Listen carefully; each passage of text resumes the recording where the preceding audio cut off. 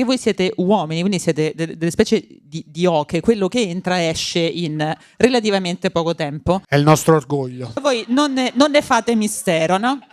Ma noi ragazze, diciamo, viviamo una vita che, come cantavano i Modena City Ramblers, è riportando tutto a casa. Cioè noi onestamente, quando gli dei della peristalsi ti mandano un segnale, tu ringrazi perché è un dono.